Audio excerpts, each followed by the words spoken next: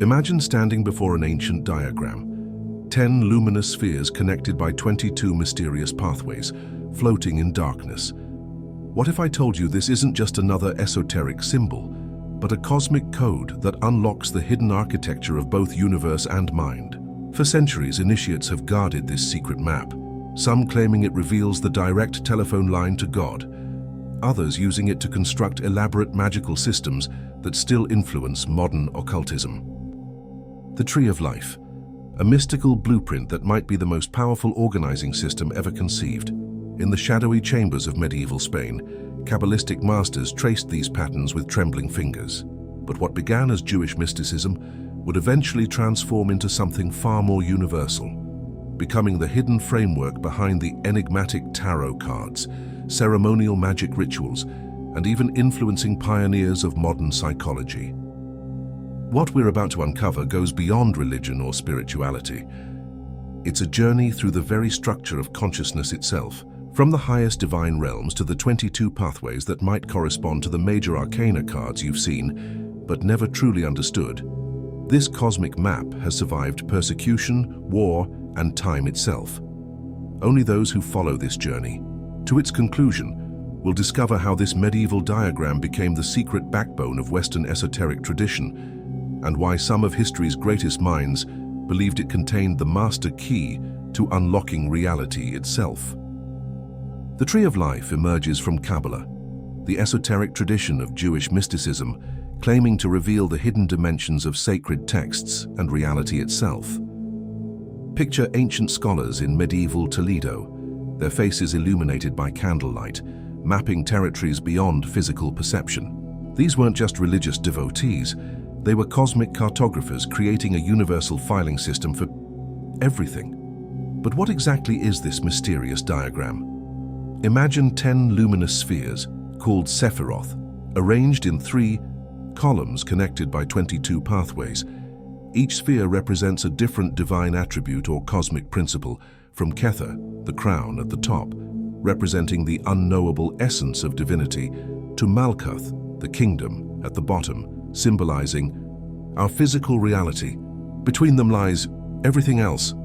As above, so below, whispers the ancient Hermetic axiom. The tree embodies this perfectly, a system where macrocosm and microcosm mirror each other. What makes this diagram revolutionary isn't just its spiritual significance, but its versatility as an organizational framework.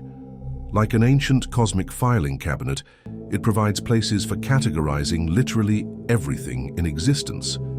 The earliest explicit references to this blueprint appear in the Sefer Yetzirah, Book of Formation, a cryptic text dating perhaps to the 2nd century. But it was in 13th century Spain, in the mysterious Zohar, that the tree bloomed into full complexity. Rabbi Moses de Leon, claimed by some to be the Zohar's author, described it as nothing less than the skeleton key to understanding creation itself. What's particularly fascinating is how this medieval Jewish system escaped its original context. When Renaissance scholars like Pico della Mirandola encountered Kabbalistic teachings, they were thunderstruck. Here was a system that seemed to bridge their Christian theology with Neoplatonic philosophy. Suddenly, the Tree of Life wasn't just Jewish, it was universal. The tree structure, with its perfect balance of opposing forces, its elegant mapping of consciousness from divine to material, contains patterns that seem to anticipate modern understanding by centuries. But the most provocative aspect isn't what the tree is, it's what it does. This diagram doesn't just describe reality. For those who work with it, it becomes a technology for transforming consciousness itself. The 10 Sephiroth aren't merely abstract concepts. They represent distinct emanations of divine energy, each with its own complex nature and function within the cosmic architecture. What if understanding these 10 spheres could provide us with the most comprehensive map of consciousness ever devised? Let's unveil them, layer by layer. At the summit sits Kether, crown, the primordial point, the first stirring of existence from absolute nothingness. Imagine pure white light so intense it's beyond comprehension. Not merely brightness, but the very source from which all light emanates. Medieval Kabbalists described it as the most hidden of all hidden things. the divine will before it, takes any form whatsoever. Descending from this ineffable point, we encounter Chokmah, wisdom, and Binah, understanding, the cosmic father and mother principles. Chokmah represents the first outpouring of creative force, dynamic, fertilizing energy that contains all possibilities but no form. Binah receives this raw potential and gives it structure, like a womb shaping the first patterns of existence. Together they form what Kabbalists call the supernal triad, realms so transcendent that human consciousness can barely approach them. Below this supernal realm lies the moral universe, beginning with Chesed, mercy, expansive, generous, energy that builds and nourishes. Its counterbalance is Gevura, severity, the power of limitation, judgment, and necessary restriction. The tension between these forces creates the dynamic balance through which existence is regulated. As the 16th century Kabbalist Moses Cordovero wrote in his masterwork Pardes Rimonim, the pomegranate orchard, without Gevura's boundaries, Chesed's love would flood and drown the world. Without Chesed's compassion, Gevura's judgment would consume everything in fire. At the heart of the tree stands Tifereh, beauty, the harmonizing principle that reconciles the opposites above it. This central sephira represents balance, integration, and consciousness itself. In many Kabbalistic systems, Tiferet corresponds to the human heart, not just the physical organ, but the center of our moral and spiritual being. The medieval text, Sha'ar Ora, Gates of Light, describes it as the trunk of the tree from which all branches grow. The lower triad begins with Netzach, victory or endurance, representing emotional energy, passion, and natural instinctive forces. Its counterpart, Hod, splendor, embodies intellectual analysis, communication, and form. These two Sephiroth represent the eternal dance between heart and mind, instinct and intellect. Their integration manifests in Yesod, foundation, the realm of the psyche, dreams, and the collective unconscious, which filters and transmits all the energies from above into our physical reality. Finally, at the base of the tree stands Malkuth, kingdom, our material world, where all the higher forces ultimately find expression. Far from being separate from spirituality, Malkuth is seen as the culmination of the divine plan, where abstract principles become concrete reality. What's truly revolutionary about this system is how it maps not just cosmic principles, but psychological states.